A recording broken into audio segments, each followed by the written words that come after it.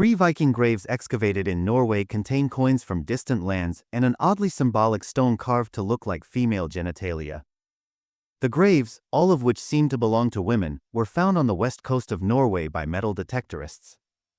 They date back to the early 800s AD, during the Viking Age, AD 793 to 1066, head archaeologist Søren Deinhoff of the University Museum of Bergen told Science Norway. From a research perspective, this is a small treasure trove, Deinhoff said. A metal detector survey suggests that the graves are just 3 of perhaps 20 at the site, which is at a place called Skomsnes in the municipality of Fitjar. Though the bones of the inhabitants have long since disintegrated, their grave goods, brooches, glass beads, coins, and stones arranged in the shape of a boat remain. Some of the jewelry and coins originated as far away as Ireland, England, and the Frankish Empire, which covered much of Western Europe at the time. Most striking was a rare coin from southern Denmark stamped with a Viking boat on one side and a stag on the other.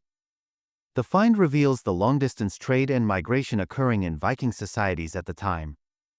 The women in the graves had some connection to continental Europe, Deinhoff said. It's probably no coincidence, he said. Perhaps they came from abroad and married into the local community. Skomsnes was a farm at the time, which probably belonged to a local king, according to the researchers.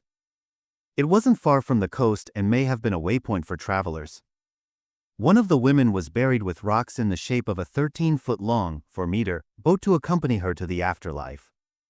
At the spot where the mast would be, archaeologists found a stone shaped like a vulva, which may have been used to symbolize the woman buried in the grave. It's possible, Deinhoff said, that the woman wasn't buried there at all, but that the grave was a cenotaph, or a memorial without a body. It's difficult to say, Deinhoff said, because the soil in western Norway does not preserve organic materials very well.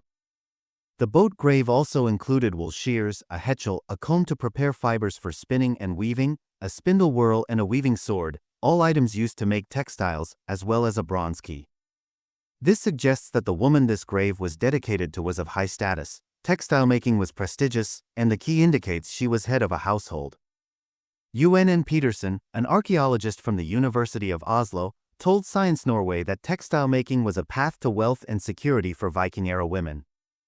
If not members of the elite, these women were certainly high up in the social and economic hierarchy, she said.